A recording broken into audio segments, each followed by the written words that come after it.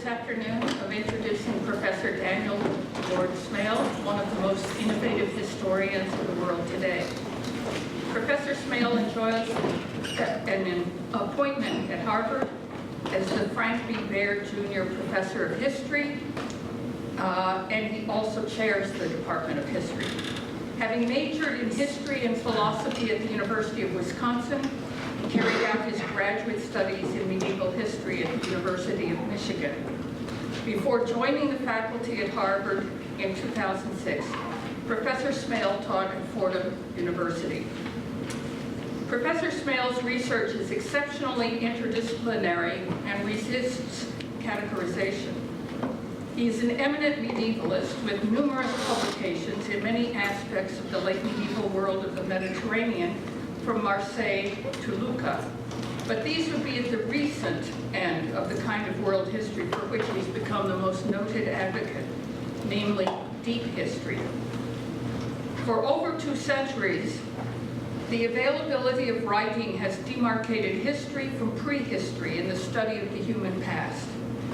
An historiographic division of the human past that is not necessarily more than a mere division between the methodological skills and sources of historians on one side of the divide and archaeologists, anthropologists, and paleoanthropologists on the other. For a nominalist philosopher such as myself, the fact that we have 2 labels, history and prehistory, is no evidence at all that there are in reality 2 distinct eras where human brains, minds, or behavior are concerned. To speak of brains, minds, and behavior is a reminder that historians who really want to get at human experience would do well to take neuroscience seriously, and like Professor Smail, try to rethink what we know about the human past through the lens of the brain sciences. This is a wide, open frontier. It's a pleasure to host one of the first pioneers to attempt the crossing, and I hope you will join me in welcoming Professor Smail. Thank you, Catherine. Well, thank you so much, Catherine, for that generous introduction. I love this idea of crossing as opposed to stumbling, when, which is perhaps more to the truth.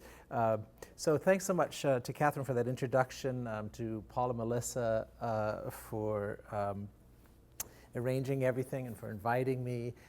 It was great to hear Lynn's presentation earlier. I learned so much from it. It's really exciting to get this invitation and participate in this. I'm not by any stretch of the imagination a manuscript scholar, as those of you who might know my work are perfectly aware. I'm primarily a social and legal historian of the later Middle Ages. I have a penchant for historical anthropology, as you will hear as we move along. I've worked especially on this city, the city of Marseille, and in a lot of the discussion that I have of late medieval documentation, I'll be drawing on the work I've done in Marseille. I've also worked on the city of Lucca. I'm very much an urban historian. I tend to work in concentrated pulses in one archive. I'd like to use this opportunity, this invitation, which I've been discussing with Paul since last summer, to introduce you to the world of the late medieval archive, because it was a world that was generating enormous quantities of handwritten documentation.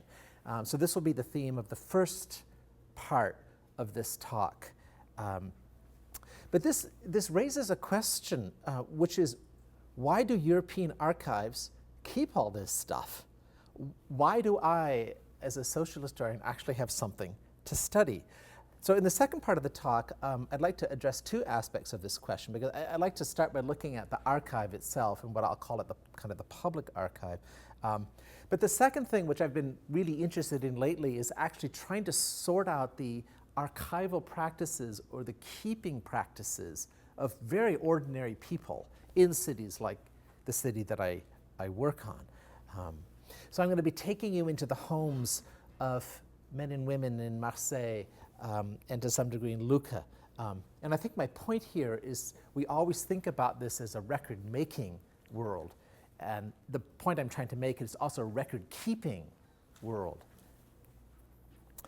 So this, in turn, is the portal to this even larger question that Catherine alluded to in her remarks. So in the third part of this talk, I'd like to just ask in a very general way, why do people keep things? I circulated in advance this article, this sort of fun little thing I did on compulsive hoarding, which is a subject I got interested in as I began to look at my own basement and begin to worry about it. And I think the point there, I mean, the single message maybe of that little study that I did is that keeping things is not always a normal thing to do. So when Paul contacted me last year to talk about the possibility of coming here, he asked me whether I could actually talk about this sort of incipient project that several colleagues and I have in anthropology and archaeology on the deep history of storage, of keeping, of holding back, stockpiling. And there's a lot of interesting reasons why anthropologists are interested in this. I've been working on containers lately in history as sort of my contribution to this project.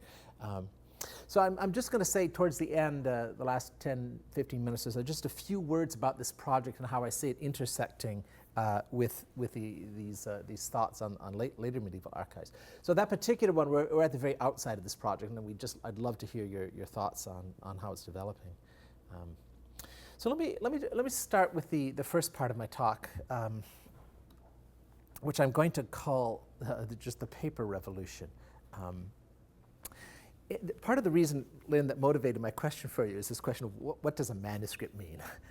Because when we think about manuscripts, we think about the kinds of things, we typically think about the kinds of things that are in the Schoenberg database. So the word came up once, I think, Paul, you mentioned it. We think about the things that are the equivalent of books in our world.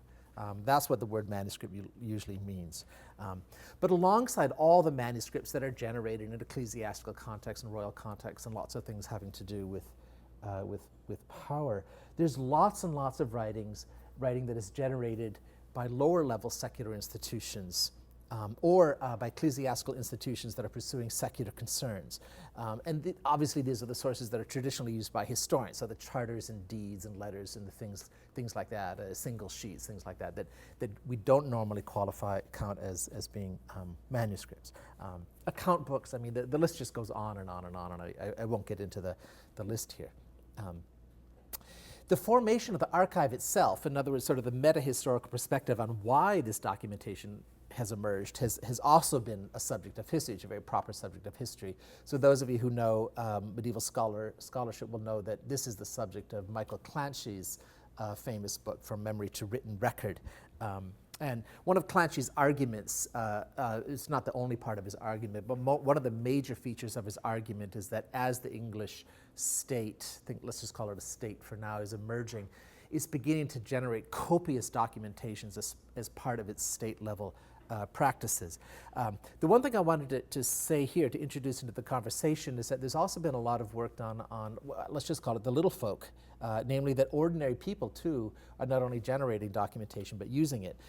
So Rosamund McKitterick worked on this for the Carolingian world, where she had indirect evidence for lay documentary practices in the Carolingian world of very ordinary people keeping and creating sources. And she got this indirectly from the monastery of Saint Gall, where she's using indirect evidence about what people were making and keeping and storing.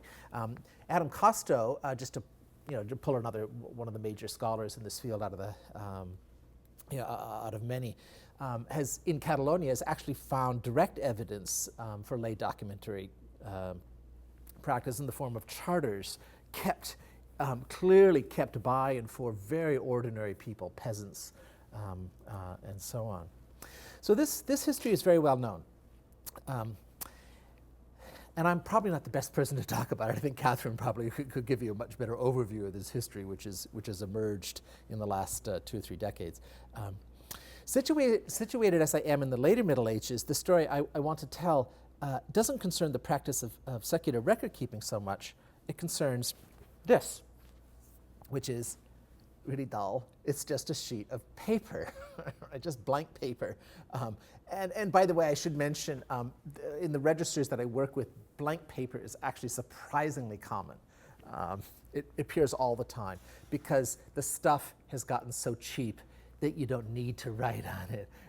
So there's lots and lots of blank paper. You might just be able to see in the top right corner that it's actually been foliated, as if someone was expecting to write on it but never got around to it. This is it's a story about change. It's a story about the effect of paper, what paper did in medieval Europe. Paper, there's many people here, Tim in particular will know this history much better than I do, was invented in China. It wasn't actually used for writing early on. It was used for making kites and for wrapping paper for presents and gifts and stuff like that. But paper has a very interesting affordance. And let me pause and tell you what I mean by affordance here. If you hang around archaeologists enough and you get down into the weeds, you will hear the word affordance popping up a lot in their conversation. And if you're like me and you say, wait a minute, I want you to stop and explain what affordance means, they'll actually kind of explain it. It's a concept, a word that dates back to, it was invented more or less by the psychologist of visual perception named James Gibson in an article on the theory of affordances. And what he was in fact arguing was that lots of kinds of objects can have uses or utilities that were not part of their original design.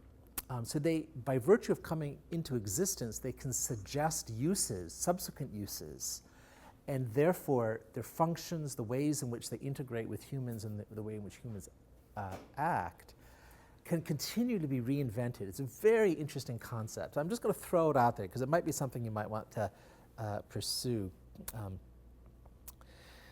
So paper, very rapidly acquired this because it was so easy a substance to write on. People began to write on it, and there's a whole history of movement of paper through the Islamic world into the Islamic Byzantine world of the 10th and 11th centuries.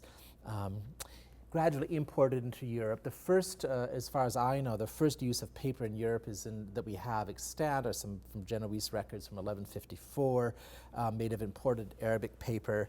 By the 1220s, it's like a tide. It's beginning to pop up in the archives of a number of northern Italian cities. The earliest extant casebook from Marseille, the city that I work on, is from 1248. That's the first one that we have. It was almost certainly being used before them. And again, that was kept on paper. And then paper, of course, was acquired by conquest. This is the great story that Father Burns wrote about with the way in which King Jaume I of Aragon, having conquered the Muslim principalities of Valencia and its region, picked up the paper of Játiva, which is the great paper producing center in that region near Valencia, and used it for his administrative records, his really famous administrative records compiled between 1257 and 1276. And there's a story that's been well studied of the spread of paper all across southern France and Italy, the emergence of paper mills in the 14th century, and this whole culture that people have been writing about lately of rag pickers, because you have to be able to collect all the rags, the linen rags primarily, to make the paper with. And so there's a culture of rag pickers that emerged. It's really quite an extraordinary, interesting story. Paper was used most commonly in registers. So these are very, very book-like, but we don't call them books. We call them registers. These are notarial registers. They're very typical of the city of Marseille, which has this kind of half quarto format. We all assumed that they were slipping it into their back pockets. They typically would carry the signatures around and write on them and then stitch them all together at the end of a year. That was the very typical practice. They're also used in court registers, and I brought you not a pretty one, but a damaged one. These are the kinds of records that you run across very commonly. You can see the parchment cover, the classic parchment cover, the paper behind it, which is all falling to bits. Literally, I have to clean my computer keyboard every single time I go in the archives because it's littered with paper when I'm done. And this, by the way, is very similar to this book here, which if people would like to, this is another notarial casebook made from paper, which I just brought with me. It's from, what, 1410, is that when it was from? Which I'd be happy to go and look at, for all of you to look at, if you'd like. So they're used in other kinds of registers. So lords would keep registers of rents owed to them, also account books of several types. Paper was also used for things that I'm just going to call ephemera, little chits or slips of paper that you see from time to time in the record. They're often tucked into the binding. Sometimes people who were too poor to have parchment legal contracts would have paper, and we know that they would keep these, and they would typically fold them up and they'd write on the outside the details of what the act was. And occasionally you can run across those things. They must have been much, much more common than they are now. So in other words, paper was not always used in registers. It's just that the register material is what has survived particularly well. As you see, as I mentioned, they're all covered with parchment, which is typically recycled. Now, better historians than I have tracked the great handoff from parchment to paper that took place in Europe between notionally 1250 and 1350. In Lucca, this handoff is particularly striking because there are some series of registers that I've looked at. The Curia di San Cristoforo is one of them. The Sentenze Bandi, the list of judicial sentences, is another one, where you'll get these registers that will sometimes, one year it might be in paper and the next year it might be in parchment. The Curia di San Cristoforo occasionally has paper and parchment bound together as they shifted back and forth in the same year and then bound them all together afterwards. By 1350, 1370, the parchment is almost completely gone from register keeping. But there's a moment there when there's a kind of an overlap, especially in court records where the parchment is still being used because it carries that width of status and durability. The notaries who are doing private acts switch entirely to paper much, much earlier. I just wanted to show you this. Some of you may know this scroll, famous scroll from Marseille. It's currently held in the Rochester Library. It's over there. Scrolls are very hard to show. That's about 2 meters high. This is just the explicit, more or less, at the very bottom, just to give you a sense of what it is. This was made from parchment, as you can see. It's from 1374. It's kind of the exception that probes the rule because it's way, way after the shift to paper. But clearly we know why they're doing it. They're doing it because they're keeping this catalog of the library, and they want it to be in a very durable format that has this whiff of high status. And out of curiosity, when I was looking into this fact, how this roll got produced, I discovered that there were at least 10 parchment makers active in the city around the middle of the 14th century. And fewer paper makers, actually interesting, which suggested to me that the parchment is being produced locally. There's still a business in parchment, whereas paper is being imported.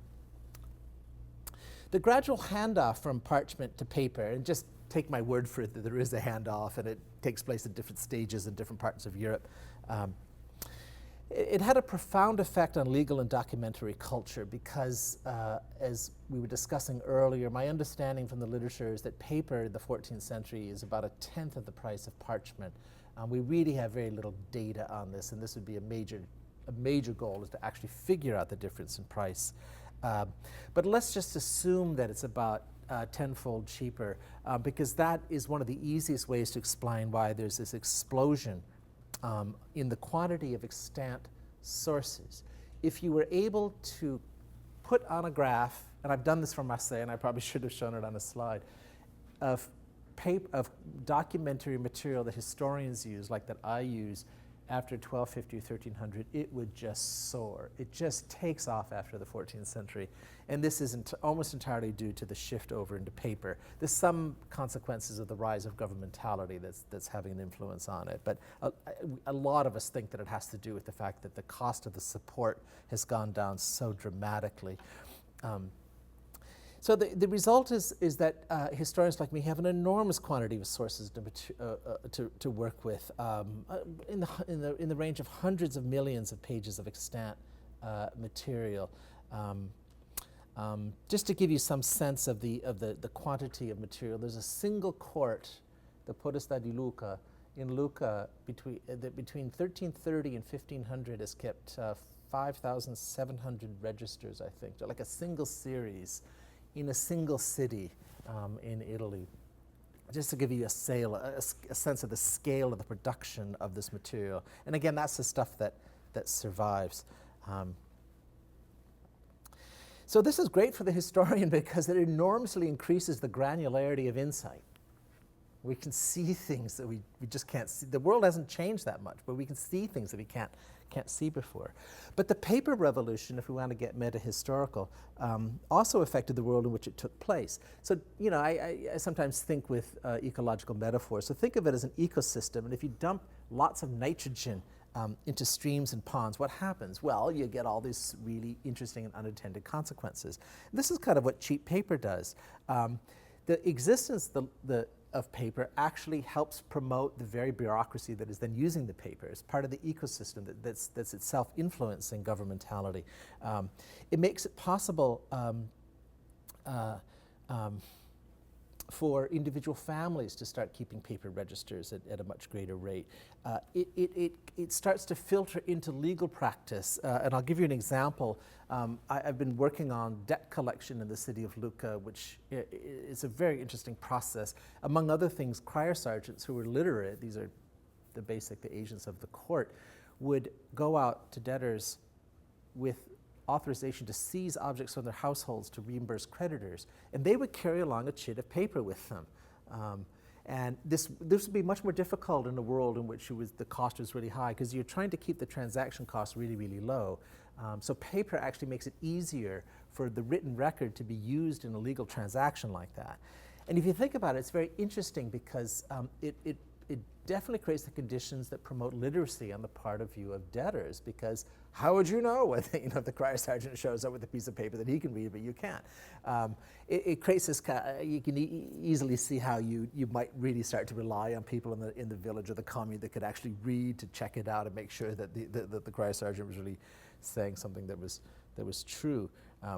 So again, what I'm trying to suggest is that the presence of paper is actually indirectly influencing forms of governmentality and the use of literacy and things like that, simply because there's so much more of it. So again, think nitrogen in ponds and what it does. And as I mentioned, individual families, because they can have access to a relatively cheap support, start using paper a lot more. This is a sample rectofolio from a household account book from the year 1403, 1404. It's one of the most remarkable documents I've ever come across. So many families in Provence and throughout Italy kept account books like this. It essentially lists all of the expenses that this individual was paying over the course of a year. This particular one was kept by a widow whose name was Loretta Bonifazzi. And her husband had died in September of 1403, so it's the record of expenses that she paid out for the first year of her guardianship of her own children. It's got about 175 line entries in it in total. Several of them record expenses that she made for her daughter. The daughter is not named. She's only described here as the morgaia. You can see the word there, morgaia. So here she's buying her a pair of shoes or clogs. That's the Provençal word for nun. Oh, I should have mentioned it's all in Provençal. In Marseille, as in Florence and elsewhere, virtually all private records such as this one were kept in the vernacular. So it's not only household account books like this, but also shop cartularies, which increasingly come to be used in the 14th century and are used in courts in order to act as proof that there had been a transaction. So I'd like to emphasize something that's really kind of interesting, and I'm kind of wandering away from the subject of the nominal subject of my paper here, just because it's so interesting, which is that the layfolk used a script that was slightly different from the normal notarial cursive. In Florence, this vernacular script has got a name. It's called Mercantesca. Here, I don't think it has a name. I've never heard any Provençal historian describe or name the vernacular script that's being used here. But it's basically the same trend. It's departing from normal notarial hands here. I've given you a couple of examples to look at. Maybe the only thing, just to give you a sense of what I'm talking about, is if you look at the R here, you'll see how very different it is from the R down here in terms of its form. And in point of fact, this particular script is a lot closer to the notarial hand than other ones that I've seen. So I mentioned it is because the fact that there is paper, the fact that people are using it for their documentary practices in the vernacular means there's kind of a divergence in the script forms that's taking place in the 14th and 15th century. And by the 15th and 16th century, you know, in places like Florence, the mercantesca has moved wildly away from where the traditional notarial cursive is located. And again, this is partly, I think, an effect of having paper in this world.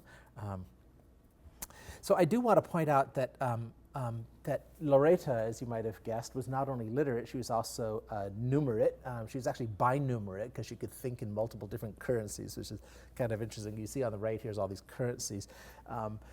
She wrote this register, and I pulled out this ite mais per una sabatas et una patins a mi.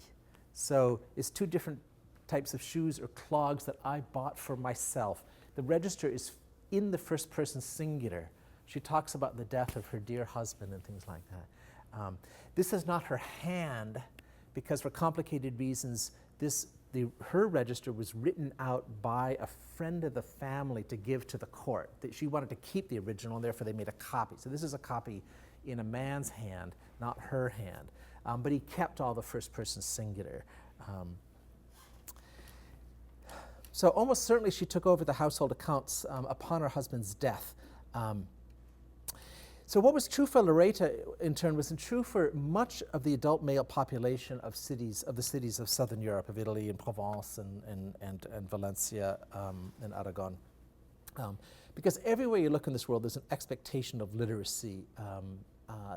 We know from court registers, as I mentioned, that shop cartularies are often brought in to attest to the fact that people have purchased goods. What that means is that people are actually asked to essentially attest to the truth of what the shop owner has put down on the cartulary, so that they have to be able to read in order to negotiate life as a citizen. So to sum up this first part, the people of Southern Europe were just awash in a sea of paper and parchment, or at least a sea of paper and a small bay of parchment. The real issue here, one of the fundamental problems right here, is that we have lots and lots of regional studies. There are people who work on France and study this. There are people who work in Italy who study this. There are people who work in Catalonia and Aragon who study this. This is this great world of paper. But because of these national differences, no one has brought it together in the way that Clancy did for Europe. There is an enormous need for a kind of a Mediterranean study that follows Clancy and tries to do much the same kind of work that Clancy did. And one of the features of this study, if and when it gets written, would be this enormous impact of paper on the record-keeping practices of ordinary people and states.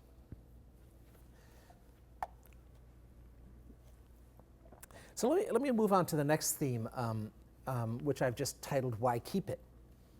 Loretta's register was ephemeral. It had a single legal purpose. There was a reason why, and I can explain if people want to know why it showed up in the court register.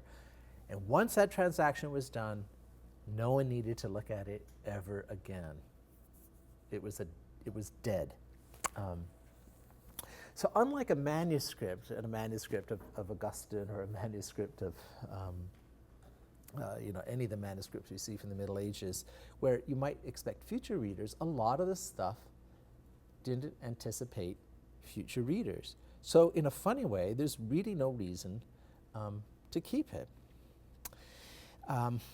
Despite the fact that this legal material is so ephemeral, it survived remarkably well. The rule of thumb in Marseille, I typically think that the survival rate across the city is probably about 10% of the original materials have survived.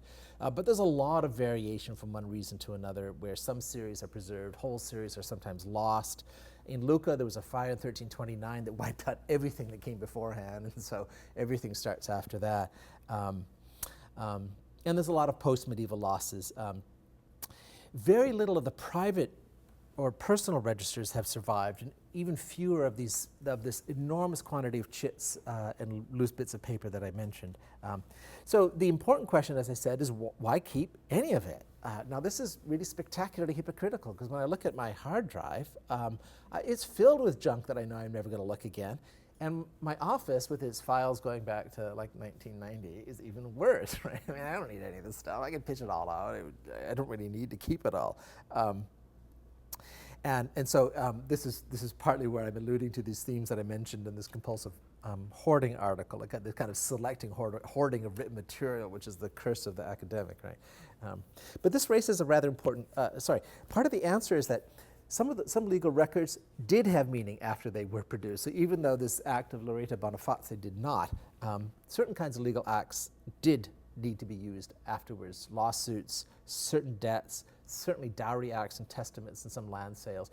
They probably had a legal horizon of about 30 years or so. I'm just guessing on the basis of how often I see them referred to in records after the fact.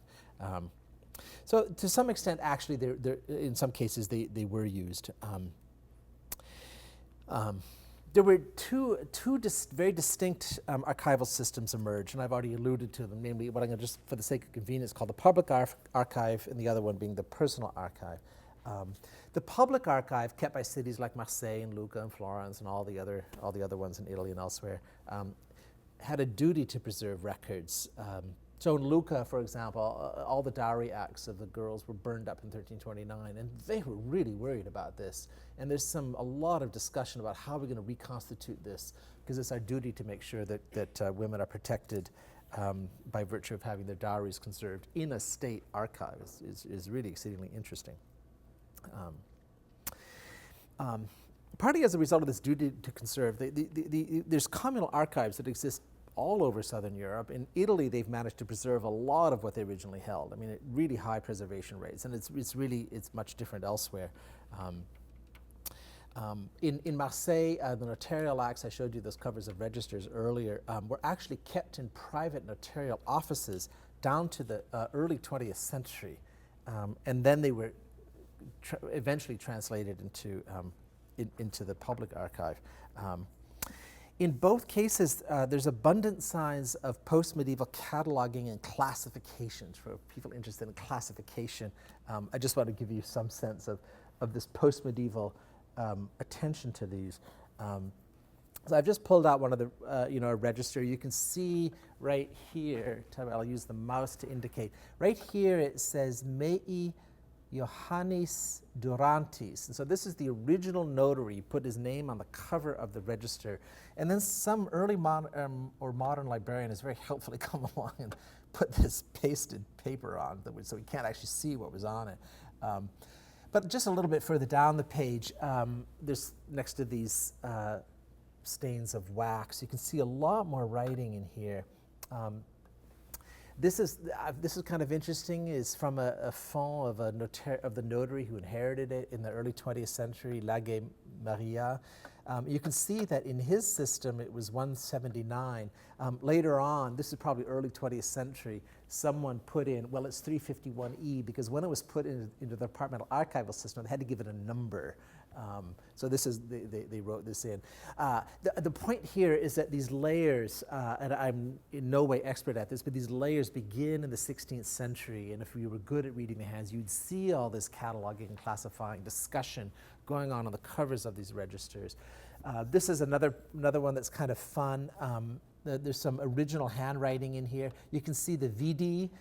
Someone this hand is very close to the hand of the period, so it's probably 15th or 16th century. This particular one is just, there's 224, of which 15 are blank, is a comment that someone has written in. They've used Arabic numerals, so we know it's much later. I would say this is probably 17th centuries. There's probably some handwriting experts here know better than I do about what this is. Anyway, there's these really rich and interesting conversations that take place on the covers of these registers.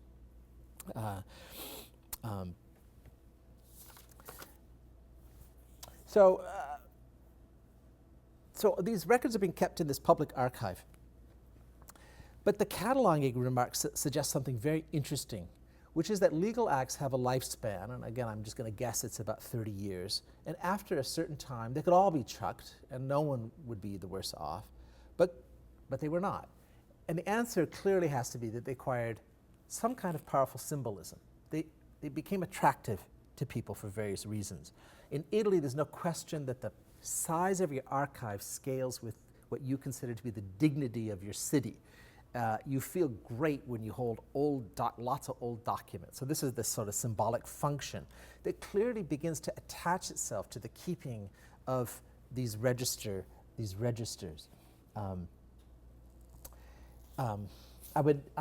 By the 16th century, it's really clear that there's a growing antiquarian interest that's not related primarily to the communal symbolism, but this antiquarian interest in studying records of the past. So like my colleague Peter Miller writes about this with the Provençal historian Peresque. What I'm getting at here is a kind of a continuous slippage of function or use or purpose of writing. It might have a legal purpose, but it might slip into antiquarian and symbolic purposes. And this slippage can continue because in the 20th century, if you go into archives, you'll discover that the major uses of these sources are genealogists, and every now and again, there's a historian. So there's all kinds of layers of functions or meanings that begin to acquire that contribute to why these documents are being kept in the first place. So what I'd like to do here, playfully, is anthropomorphize a bit. Archival records are survivalists. They can change their meanings, sort of like a leopard changing its spots.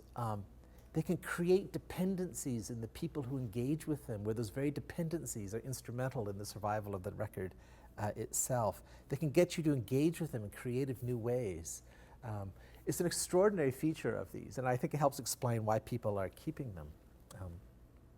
The fact that some public archival records survive sets into very sharp relief the fact that personal and private archives, with some exceptions, simply do not survive.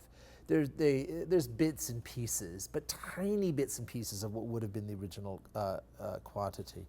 The transmutation of Lauretta Bonifazzi's register is a classic example because the only reason it survives is this chance coincidence that someone felt it was necessary to write it out, write a copy of it into a court register. And that's why it survived. The original is long gone. It's gone into the bottom of the chicken coop or wherever all this stuff went. So this is not to say that layfolk were lazy or inattentive record keepers. In the records from the period, such as the inventories that I describe in that chapter of my book that I circulated, it is common to come across chests or coffers and bags and sacks that are used for storing both paper and parchment.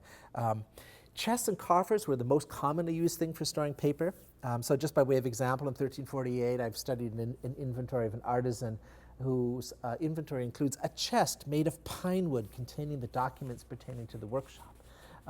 But there were other ways of storing documents. An inventory from 1395 mentions that the family's legal acts were all kept in a basket.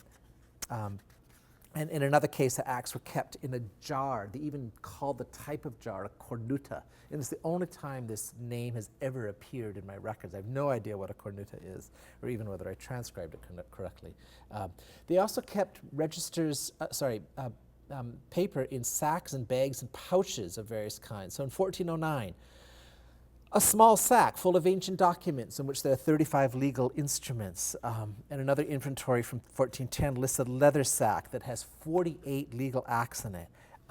Sometimes they describe pouches, and the pouches are, the word they use for it is marsupia, which is totally charming. What's really interesting about this personal archive is that they actually used them. They didn't trust this public system for keeping all the acts that were important to them. I'd like to give you an example from a lawsuit from 1334. There are two brothers, and it's a case that's involving their mother's alimony. And I won't get into the details. It would take us way too long to explain what's going on here. But the testimony included the lawsuit of a priest named Guillaume de Sina. And his deposition goes like this. He says, one day he was crossing the old market when he heard a woman call out to him from the doorway of her house. She asked him politely to help her identify a certain legal document, and she presented him with something that he described as a sack or a pouch. The word is marsupium.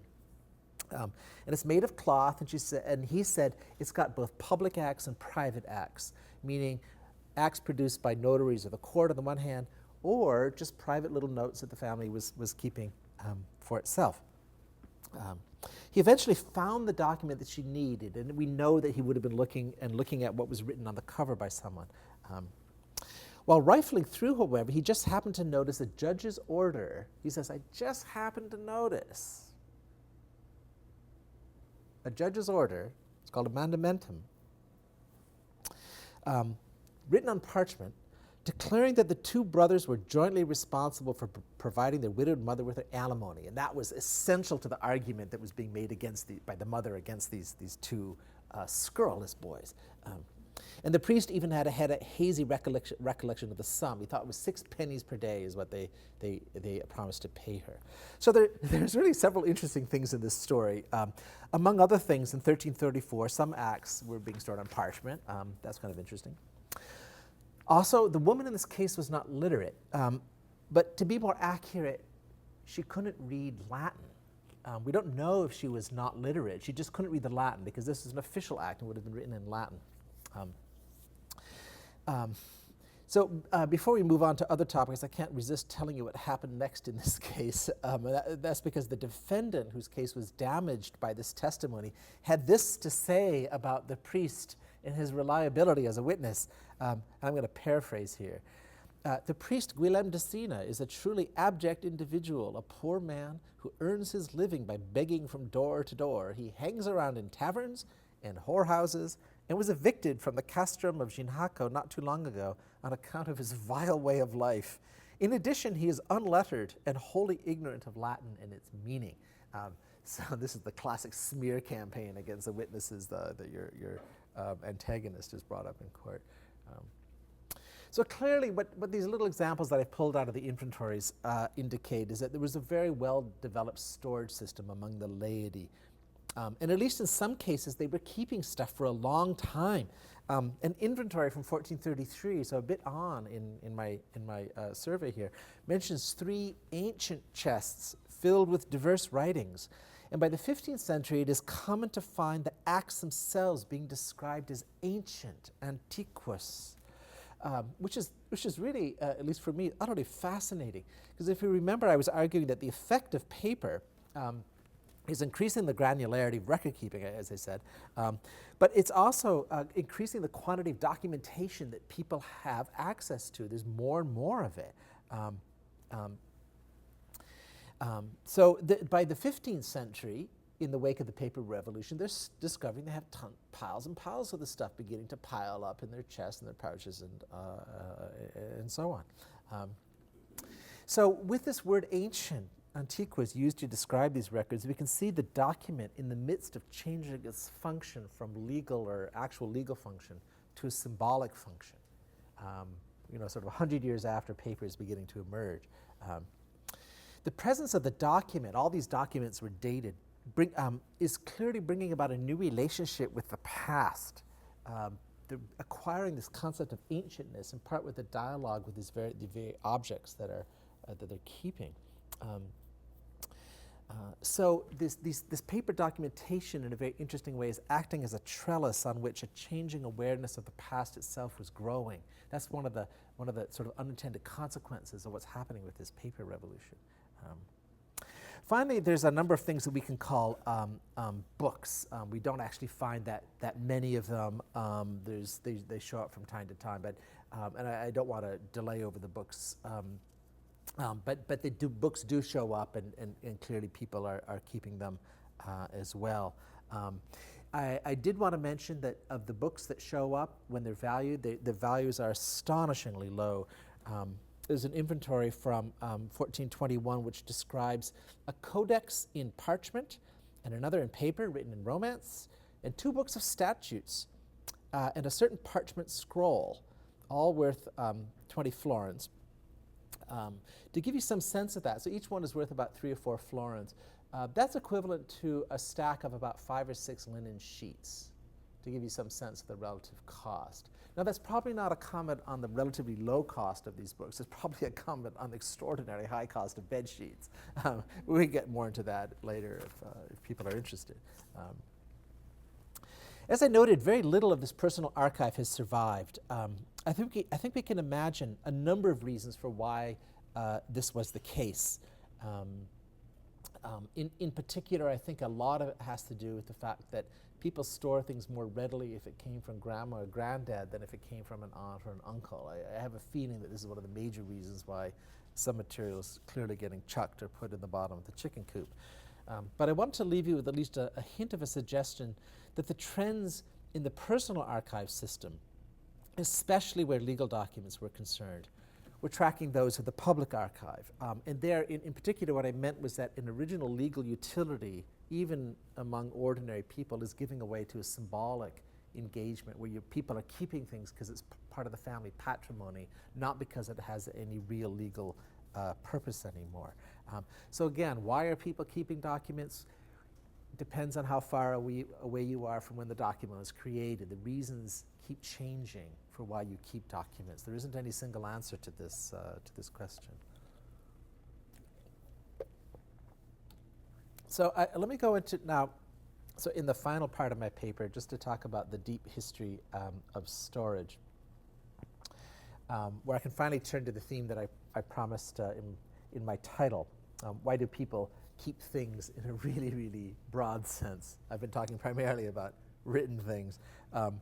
But the keeping of written things is clearly part and parcel of this general tendency to keep things in general. So we're going to wander away, if you'll permit me, we're going to wander away from manuscripts and written things for a while and just talk about stuff and just ask the question, why do people keep stuff in the first place? So as I sort of alluded to a year ago, I got together with some colleagues in archaeology and anthropology and STS and lots of really interesting fields to ask this question. We had a workshop on storing, keeping, collecting, and hoarding. And there was a lot of reasons why we were asking this question. For the anthropologists, it gets at the heart of one of the fundamental assumptions of anthropology, which is that human society is made by the circulation of objects, gifts, economic exchange systems. And when things are pulled away from circulation, anthropologists don't have an explanation for it. So that in effect is what's motivating the anthropology behind it. Nowadays, it's easy to take the fact that we keep things for granted, and it's possible to naturalize it. And to say that, well, of course, humans have always been keeping things. I mean, haven't squirrels, don't they normally keep things like nuts? And think about bowerbirds. You can simply say, oh, well, the reason that we keep stuff is that animals always just keep stuff. So this is true enough over the span of the short chronology of human history, which is just the last 6,000 years. Because if you look over that time frame, yeah, we've always been keepers. It's been a part of what people do. But it's not true over the long chronology of human history. And if you ask this question over the long chronology of human history, you discover that people had to learn how to keep. So that's the interesting question. It's a learned behavior. The outlines of this story, and really I'm just quickly outlining here, we don't have time to get into details. In outlining this story, maybe we could just arbitrarily start about 200,000 years ago with the emergence of Homo sapiens, people who would be indistinguishable from you and me if you met them on a street today. For much of that time, between then and now, humans were hunter-gatherers and foragers. And depending on where you are in the world, they're practicing seasonal mobility. Summer, winter, rainy season, dry season. They're moving back and forth. That kind of lifestyle inhibits the ability to keep stuff. Just think about it. The stuff that you keep is the stuff that you can carry. So our natural environment is one that does not involve keeping, almost by definition. If you're wondering, what about women and their children? They did have slings and they did carry the children with them. They didn't leave them behind and come back a year later, 6 months later to pick them up.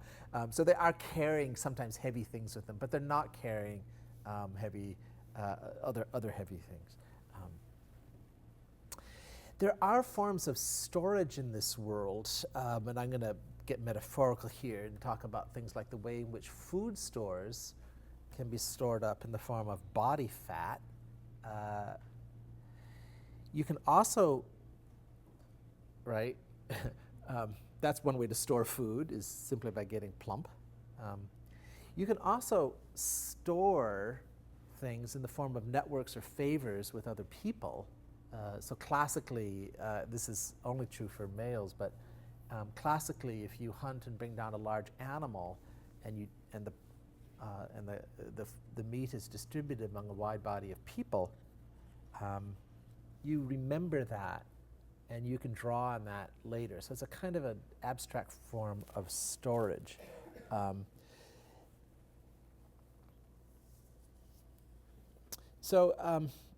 The practice of outsourcing storage, in other words, moving storage out to things we might call containers or physical forms of storage, is a fairly recent development.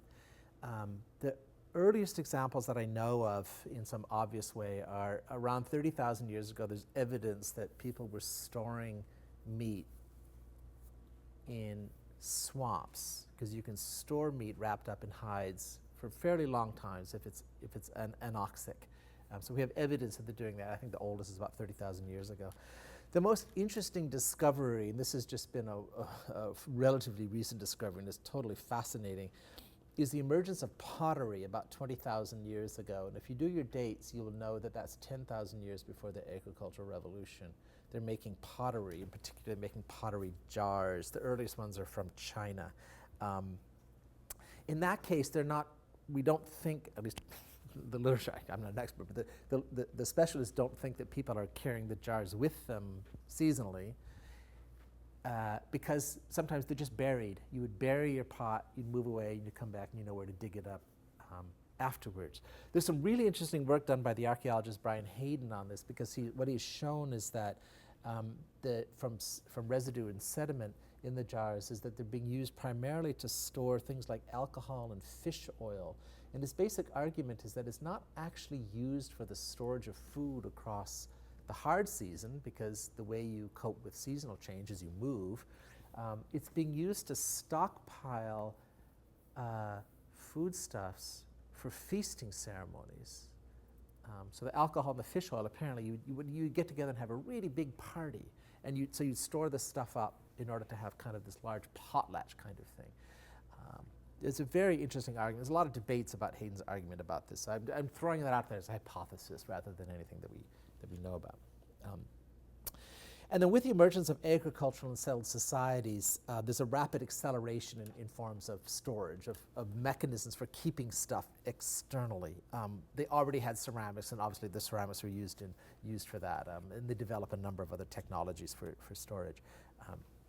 The history of storage, as I'm beginning to kind of indicate here, is tied up with the history of the container. And that's why I mentioned earlier that I've been interested in the history of the container. And by container, I mean everything all the way from the pouches that I mentioned to jars and casks, to transport containers and bins and boxes, and of course, houses, buildings, and archives. I mean, these are all containers of different kinds. So think of it, if you wrote history from the point of view of the container, you might think of it as a phylogeny that, in the same way that the horse phylogeny starts with Eohippus, 50 million years ago, and expands to include zebras and horses and llamas and things like that. You could also think of containers as starting as something relatively isolated forms in the deeper past that really expand and ramify across the span of human history. All containers have some features in common. They all apply order to their contents. They preserve the stuff inside from natural cycles of decay and disaggregation. So I mention this because containers are anti-entropy machines. They work against time, or they allow people who have access to them to manipulate time, play with time. That's what it means to store food over a season. You also play with time, by the way, when you cook, because you accelerate process of decomposition. So containers are really interesting devices for time travel or time manipulation. Now, the earliest forms of containers that we know about, we don't actually know about because they were not made of materials that could survive. This would be true for baskets, sacks, gourds, and ostrich eggs, which are used for carrying water. The earliest containers were almost certainly not used for storage. They were used for transport. So I just want to distinguish between storage containers and transport containers. And we don't have evidence for when people first start using containers because we can't have evidence, but the indirect evidence is associated with the emergence of campfires and hearths at least 7,800,000 years ago, and probably more like 1.8 million years ago. Because when you have a hearth that people regularly use, you have to have containers to bring things in to eat in a single location around a fire. In other words, once you get fire, and again, the arguments are saying that humans controlled fire from about 1.8 million years ago, you almost have to have transport containers, so baskets and slings and things like that. So even if the earliest containers were used for transport, those containers had, to go back to this word I introduced earlier, an affordance, because containers afford stockpiling and keeping and preserving for long periods of time. It's one of the qualities that they just happen to have, and if the right conditions come along, that quality they happen to have will then get exercised. And when they began to be used in this way, certainly systematically by the time of the agricultural transition, they're used in interesting ways. They're used to manage risk and uncertainty. They act as a buffer against risk and uncertainty. And therefore they allow a form of risk management. And then once we get in the habit of storing things, those stored things become available for circulation in the form of sale and gifting.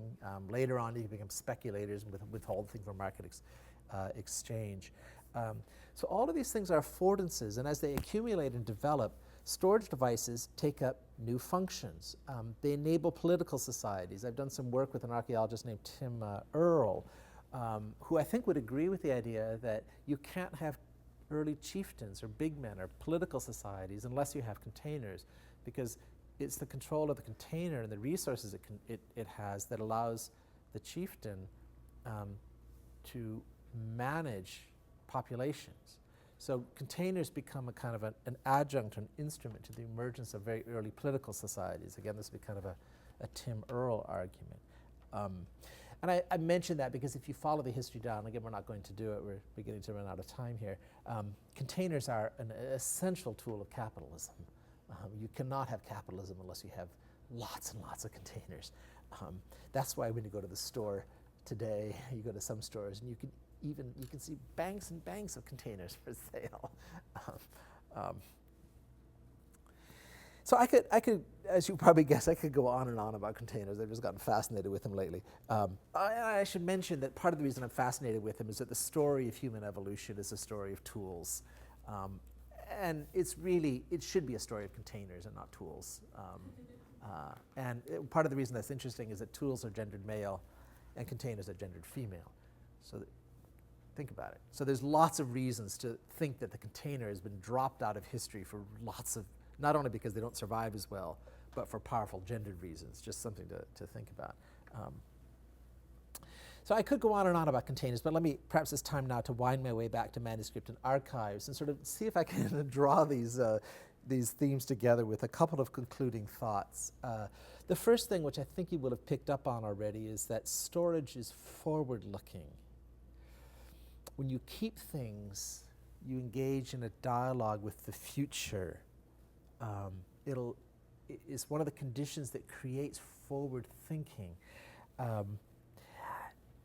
This might be trivial, but one of the things that I found is so striking about the legal acts that I spend much of my time looking at is that a lot of them, in fact, every single contract begins with the phrase, after in nomine domini, it continues with the phrase, to all those present and future who might read this act.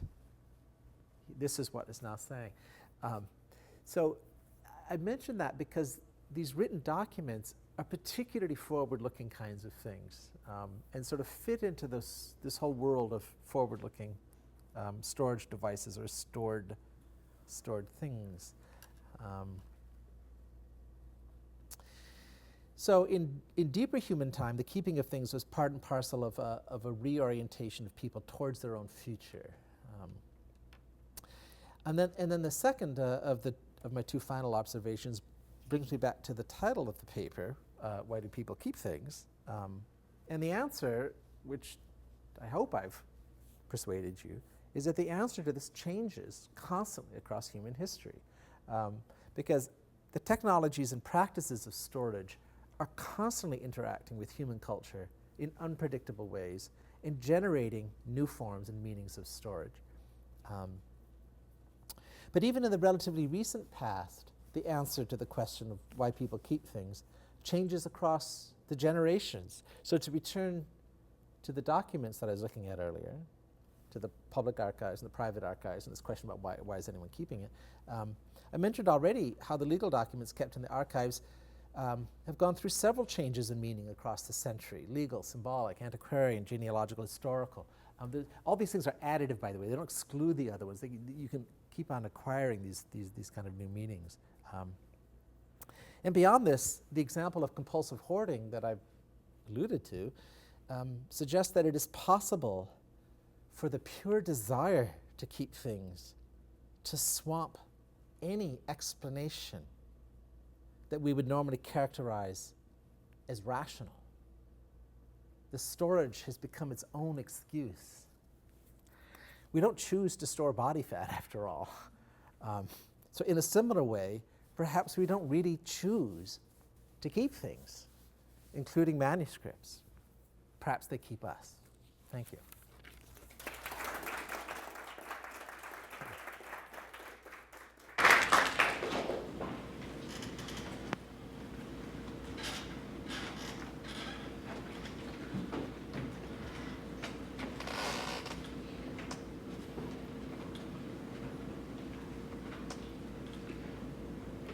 Well, that was fascinating and led me to think about whether we count the earliest cave dwellings as keeping something, the way some birds and some animals make nests that they do come back to, others don't, and how that fits with the human notion that there will be a future and that something might be, quote, useful to it, the way some birds choose what things will be useful to making a nest, even if they don't have a concept of utility, that might be something built in. But I want to get back to something that's not quite as far in the realm of speculation away from what I think I know about the world, and go back to the comment you made about things being described as antique or ancient. And I'd like to suggest there might be a different way of seeing that. I would be willing to bet that if you go to a 9th or 10th century monastic cartulary, they will refer to certain documents as ancient because of the notion that the older it is, the more authentic it is. And certainly by the 12th century, people have invented the word modern so that they can distinguish between themselves and older and more authentic. So they tend to be less interested in novelty and more interested in proving that this comes from time out of mind and therefore is unalterable. I threw that out. There was some hesitation because what I haven't done yet is a really thorough analysis of the specific context in which the word antiquus is being used. The one thing I can say is that it's uncommon in the 14th century and becomes increasingly common by the 15th century. The word obviously is not invented in the 14th and 15th century. It obviously has a much, much longer history. So in this case, all I'm seeing is a trajectory among ordinary lay folk who are probably acquiring the same concept of antiquus that monks and others have always had, in part because they're beginning to engage with documents in a way that monks had always been engaging with documents. Now, obviously, this flies in the face of Adam Costo's argument saying that this lay documentary culture goes back a long, long way. So, there's a lot to square here. I think a lot of people think that Catalonia is quite unusual in the degree to which ordinary layfolk are keeping documents. It's certainly something to look at more. What I would really like to do is answer this question in a few months when I actually can give you a really clear sense of it. The odd thing is that they do have words that they use the word vetus in a very different way, and when they use it almost invariably it means decrepit. That's my sense of it.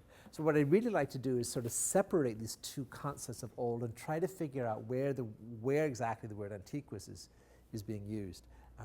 And I think you're right. It would what we're seeing among layfolk is pretty much just what you're describing among monks.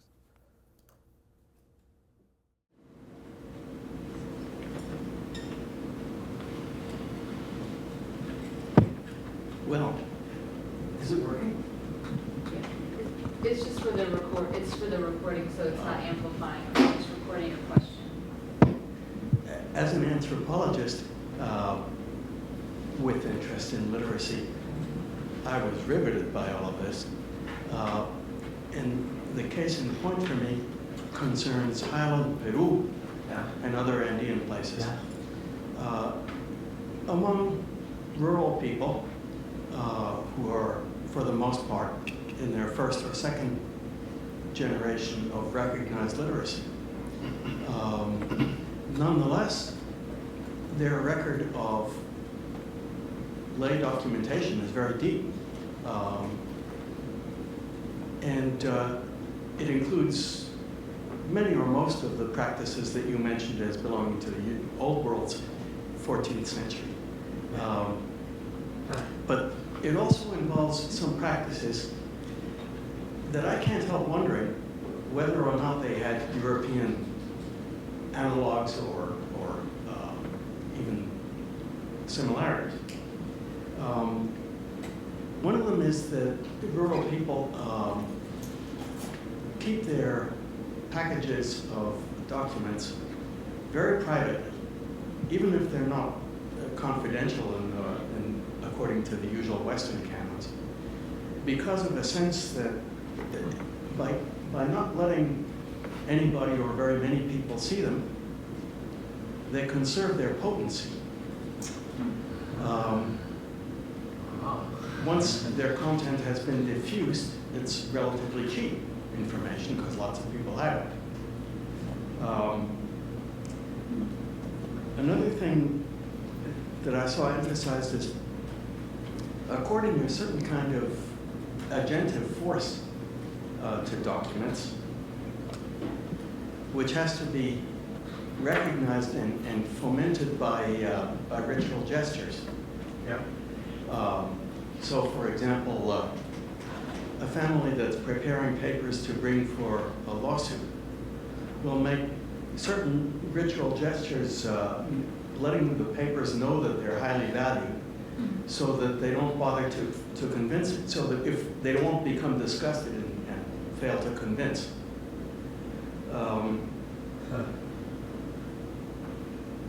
Another part of the paper-keeping ethos has to do with a very strong feeling about the sociality of writing. So no matter how significant a document seems, it's not held to be worth anything unless it's known from whom to whom it was created. The idea of a valuable anonymous manuscript, that just wouldn't fly. And for that reason, there are very demanding protocols and cautions about copying. Although everybody has relatively easy access to photocopying, people don't like to use them. Or maybe they'd let their kids use them for school, but that's about all. They much prefer manual copying because a manual copy creates a chain of provenance from whom to whom, as long as the information is conserved. And finally, I was very struck by the importance of social reading. A typical event for mobilizing a document includes people who may not know Spanish very well because they're Quechua speakers or Aymara speakers. And it may include people who are only a little bit literate. It may also include people who are not familiar with older handwritings. There's a degree of lay paleographic knowledge in these communities. And so when a document has to be activated, it's read out loud among the parties on whose behalf it could be useful. The silent reading is relatively unusual. There's nothing wrong with it if it's a matter of education. But if somebody just opened up a package of family documents and started silently scrutinizing them, that would be suspect behavior.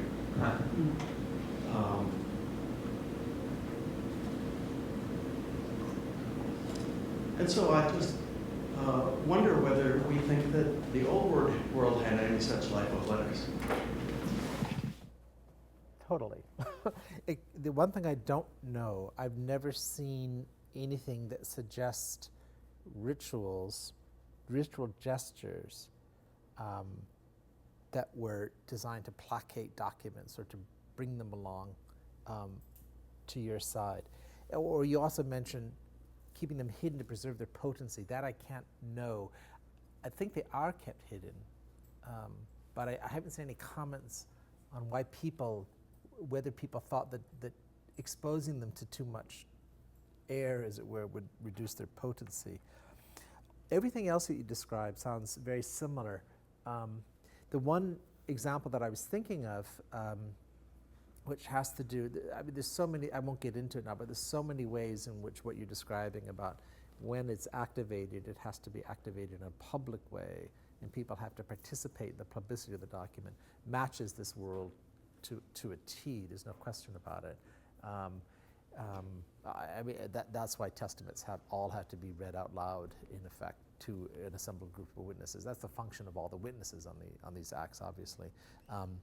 I'm thinking of, by way of an anecdote, to give you some sense of the kind of evidence I do have, which again doesn't match yours, it just fits it, is there is a lawsuit that from 1340 in which the defendant was basing his defense upon the grounds that the reason he had a prostitute or a concubine in his house is because his wife had run away, and even though he had an order from the judge ordering her to return, she refused to return, and therefore, he didn't have anyone to take care of his business, is the way what they talked about.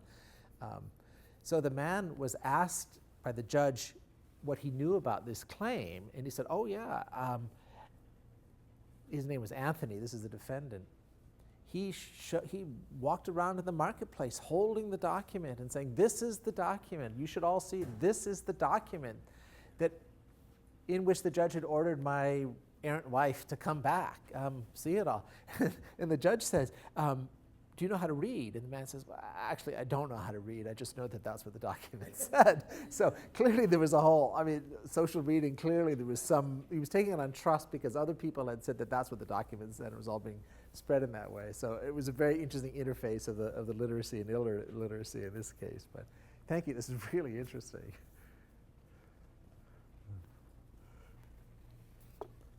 I have a question. I love the idea of paper as a driver for the processes of the state and the development of literacy and the bureaucracy in Europe at this time. So it makes me think of like materials has a choice, right? The material is driving certain, choices that people make. So in this sea of paper that's increasing, when you see parchment popping up, you mentioned a couple things. I'm curious about what those documents are. You said acts, certain acts. Okay, on parchment. So this is the scroll of 70 Dog. Okay. Another example. Yeah. Because I've done a study of 200 nun scribes manuscripts from 15th and 16th century Italy. So largely the devotional manuscripts are on paper, liturgical on parchment. I also do this whole quantitative codicology of the survey to see, oh, when parchment pops up, why is that? And what choices are the nuns making to choose parchment over paper? Because like you said, it is 10 times more expensive. And probably increasingly that gap gets greater as parchment falls out of use, so there's fewer parchmenters. Paper becomes more inexpensive because there's more paper mills. So for my nuns, liturgical manuscripts are a choice, I think, because they understand use and the durability of that material. So they as a large communal manuscript that's going to be sung from choir book, big, I mean, and those are bigger manuscripts. So that is a huge choice in terms of the economics of the convent. The other time I see it popping up is the rule. The rule of St. Benedict, or whatever rule they're following. They choose to put those on parchment instead of paper, which I also think has to do with durability, but there is a conversation in that period when paper starts to become more common in the 15th century, for example, with the printing press, that there's certain people who are really discounting it, like it's not holy. So it's like people they were so intelligent about their understanding of materials. We have to kind of get back into the mindset of that 15th century person who understood materials in ways that we really have to struggle to get to. So they understood the durability of materials and also the quality that writing on certain materials conveyed. So it's not just about it's going to last longer. It's also about this parchment is more suited for the word of our father, saint, our patron saint, or whoever they're. Yeah, that's utterly fascinating, Melissa. Maybe the way I would phrase it is that the scroll of Saint Victor, if it had been done in parchment in 1274, the fact that it was on parchment would not have carried the meanings that it's carrying in 1374. So the rise of paper is actually giving parchment new symbolic functions that it didn't have before. So that we're getting this sort of separation of symbolic spheres in terms of the support. What I will say, just to add to this, which you laid out really interestingly, which I'll add to this, is that we also know, I'm going to change materials dramatically, that currencies also have this dual function. There's a social register to the use of coinage, where certain types of coins are favored for some types of transactions and other types of coins are favored for other kinds of transactions. So in England, think of the guinea and the pound, for example, as one example. But to give you a concrete example from Marseille, the register of Loreto Bonifazi that I showed you shows that the men were paid in the florin and groat currency and the women were paid in the shilling and pence currency. And there were 2 coins associated with each one. So there's a whole gendering of coinage as well. So I only mention that to say that the material just lends itself to these symbolic functions, which are really hidden to us unless you start to see divergent examples like this. Or in the case of the scroll, the fact that it is so unusual in 1374 for there to be a scroll on parchment, that clearly it's sending all kinds of messages. Well, that's interesting too, the scroll on parchment, because I think a parchment scroll is going to hold together. I don't know. Is that what was that choice driven by? Also, is there a durability argument and a reference to ancient? Yeah, the people that I've talked to about the scroll say that there's no signs that it was ever used. Now, who knows what that means, but essentially, they don't look upon it as a working library scroll that people are going back to and studying. They treat it entirely as if this is a statement of patrimony that they then rolled up and stuck in there and said, there's our library. Don't unroll it, but that's what it is. So I'm not an expert on the scroll, but that's what I remember from reading the literature on it, yeah.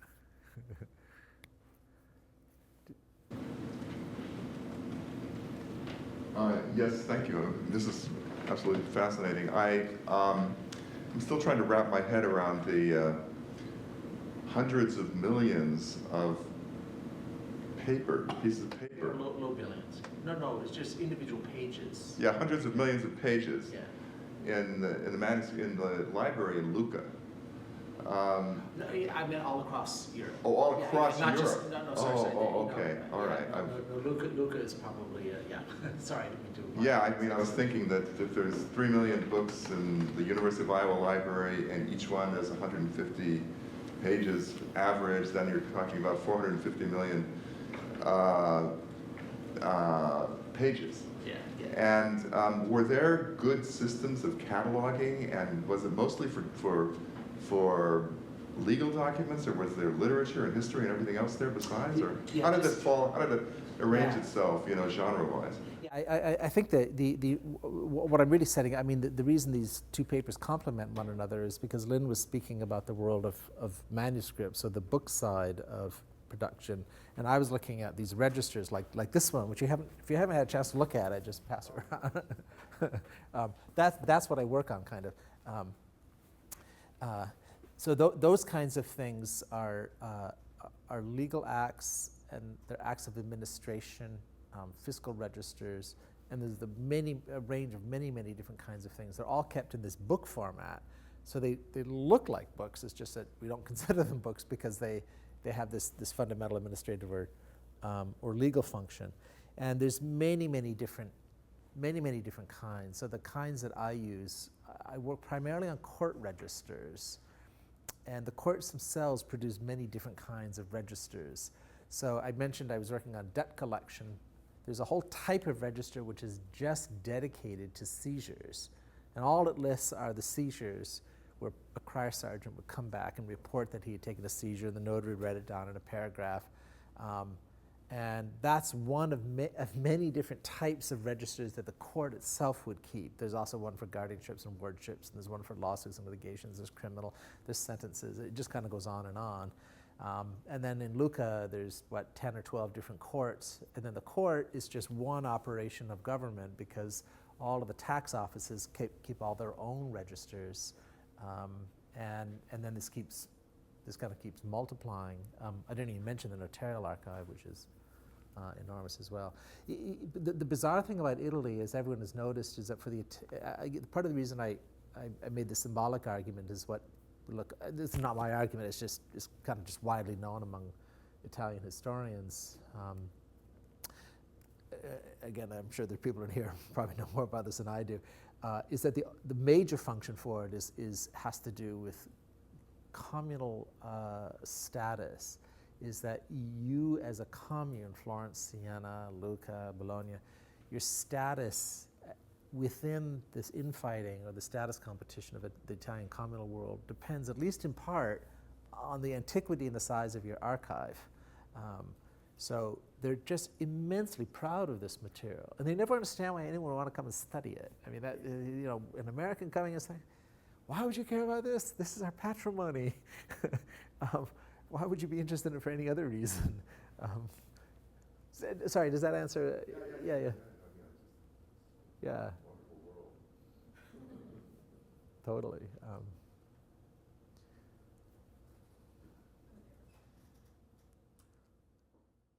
don't really have a question so much, but it's a comment. Richardson, in counting in preparation for his Union World Catalog, tried to count the number, estimate the number of manuscripts that there were in the world. And he did this by going through, again, going back to the catalogs and sort of coming up with numbers. This collection has this many manuscripts, this collection has this many manuscripts. And he noticed that in Europe, manuscript meant codices, where in the States, manuscript meant anything handwritten. So an institution in Boston claimed to have 1.7 million manuscripts, which didn't jive with his thinking, because there's no way that a U.S. collection. So I just wanted to throw that out there because it is indicative of how people use this word in different ways. Yeah.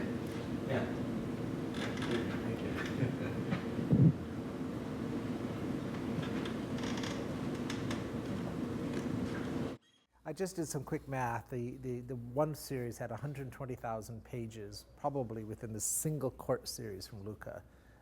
Just to give you a sense of the scale of what one small series in these communal archives can have. Did they catalog them? Did they have a system of catalog? Yeah, totally, yeah. Thank you very much. I keep coming back to paper or plastic, and what I mean by that is another analogy. If you had, for example, in a grocery store, two individuals, one of whom is a specialist ecologist, the other of whom is not, and they came to the cash register, they'd be asked two questions. Do you want a receipt? And paper or plastic? And these are both transactionals of commodification that are going on with very idiosyncratic grocery lists. But you can see the conundrum that the ecologists face with the second question, even though the first was quite discretionary. Do you want a receipt?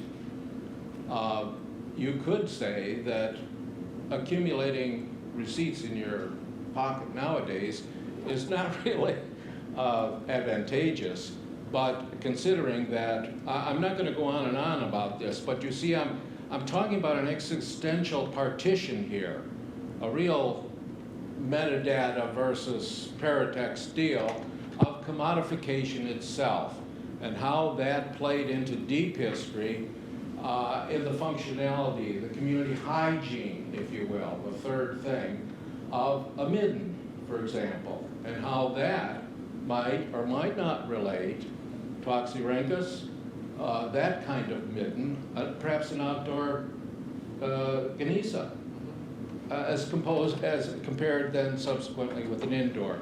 So I'm worried about these existential partitions that are actually setting up these rhetorics of discussion. Yeah, I'm not quite sure where to get an edge in on that question. The middens, I remember when I was discussing my paper on hoarding, that was the first question that came up: is a midden a type of hoard? Which I thought was a very challenging and interesting question. Particularly on the bag, the shopping bag, and sorry, this is again a tangent on your question, it's just your question made me think about this, is that there's a whole history of the shopping bag itself, because the shopping bags, you guys know this? It was invented in the 1880s or 90s in Europe and the Americas. Between about that and the 1920s, it started in Germany in the form of paper cones. So this stuff isn't widely known. It's utterly a fascinating history. Is the emergence of the thing that allows you to take stuff away from market. It's an invention, and it clearly is associated. This is, again, I'm trying to link it back into your complex and interesting question. Is clearly tied into the new shopping experience that's emerging with the emergence of department stores and ready-to-wear goods in Europe and the Americas in the 1850s, 60s, 70s. I mean, that's kind of when the shift takes place. Because the shopping bag emerges as the thing that you carry home with you, carrying the object, and it clearly is performing this function of this it's part of a very symbolic transfer of something from its commodity state into the my state. This is now mine, and it has to pass through a bag first.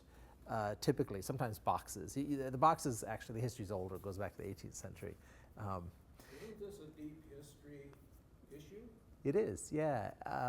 It's a deep history issue in the sense that these are transport containers, but they're performing different functions because these among other things, by the 1920s, they pick up the label of the store that's selling it. So it begins to be a new form of advertising. Again, which is a very interesting sort of affordance that these bags are kind of having. Earlier, people typically, when they're going to market, are bringing their own transport devices, the way that we are now told to do, go to the store with our own bags and bring it back. So it may turn out that the shopping bag was just an interlude in a certain history of capitalism and commoditization. And I mean, that's what I would suspect if I were able to speed forward 100 years and look back on this world. I would have thought that all these bags would disappear and we'd go back to carrying our own. So it's sort of a very interesting rise and fall history of the shopping bags. Well, I think we're going to move to the seminar now down in the executive boardroom. Please join me in thanking